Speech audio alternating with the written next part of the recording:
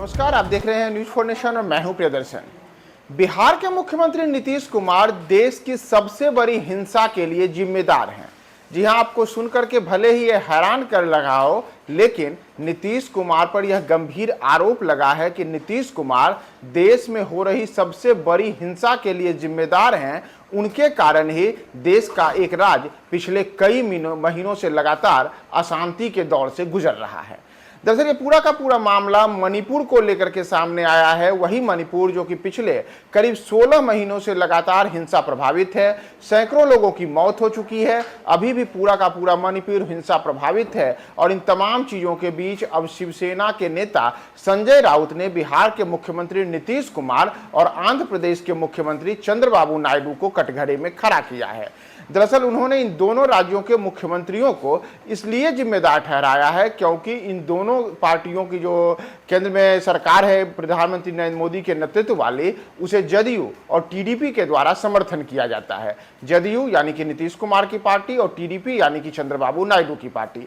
तो इसी को लेकर के अब संजय राउत जो कि शिवसेना के नेता हैं, उन्होंने कहा है कि मणिपुर पिछले 16 महीनों से लगातार हिंसा झेल रहा है। वहाँ मैतेई और कुकी समुदायों के जो लोग हैं वह आपस में बटे हुए हैं और उसके बाद भी केंद्र की जो सरकार है वह पिछले 16 महीनों से लगातार हिंसा की आग में जलते हुए मणिपुर को उसके बेहाल हाल पर छोड़ रखी है। और अब जबकि लोकसभा चुनाव के बाद भी एनडीए को पूर्ण बहुमत नहीं मिला था, तब उस दौर में नीतीश कुमार और चंद्रबाबू नायडू ने नरेंद्र मोदी का समर्थन किया, जिसके कारण अभी भी मणिपुर के हालात उसी तरीके से हैं क्योंकि केंद्र सरकार की ओर से किसी प्रकार का हस्तक्षेप मणिपुर को लेकर के नहीं किया जा रहा है। यहां दरअसल आपको हम बताएं कि पिछले वर्ष 3 मई 2023 को मणिपुर में एक विरोध प्रदर्शन हुआ था।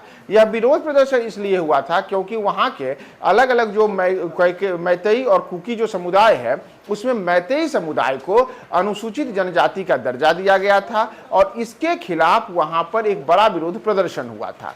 और उसके बाद से ही इन दोनों समुदायों के लोग आपस में इस कदर भिड़े कि रक्त रंजित पूरा का पूरा मणिपुर हो चुका है। 200 लोगों से ज्यादा की मौत हो चुकी है। कई गांव खाली हो चुके हैं। पूरा का पूरा जो मणिपुर है वह लगातार अशांति के दौर से गुजर रहा है। और ये इतना ही नहीं, वहां पर भारतीय जनता पार्टी की सरकार भी है और एन बीरेन सिंह वहां के मुख्यमंत्री हैं।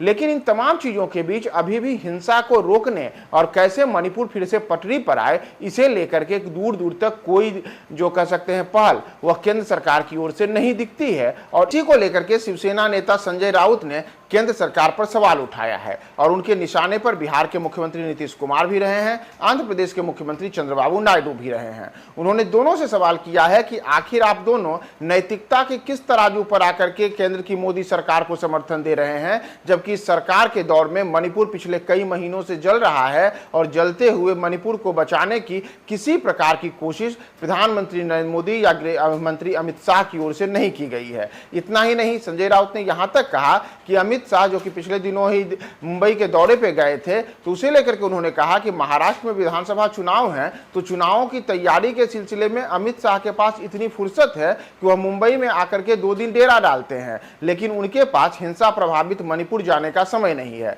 दरअसल आपको यह भी याद होगा कि लोकसभा चुनाव के दौरान प्रधानमंत्री नरेंद्र मोदी भी मणिपुर में चुनाव प्रचार करने को नहीं गए थे। तो इन तमाम चीजों को लेकर के प्रधानमंत्री मोदी, केंद्र सरकार के साथ ही साथ अब नीतीश कुमार और चंद्रबाबू नायडू पर यह बड़ा प्रहार शिवसेना के नेता संजय राउत ने किया है। और देश की सबसे बड़ी हिंसा यानी कि मणिपुर जो कि पिछले 16 महीनों से हिंसा प्रभावित है, अशांति के दौर से गुजर रहा है, उसके लिए जिम्मेदारी का जो ठीकरा है उन्होंने नीतीश कुमार के ऊपर भी फोड़ा है।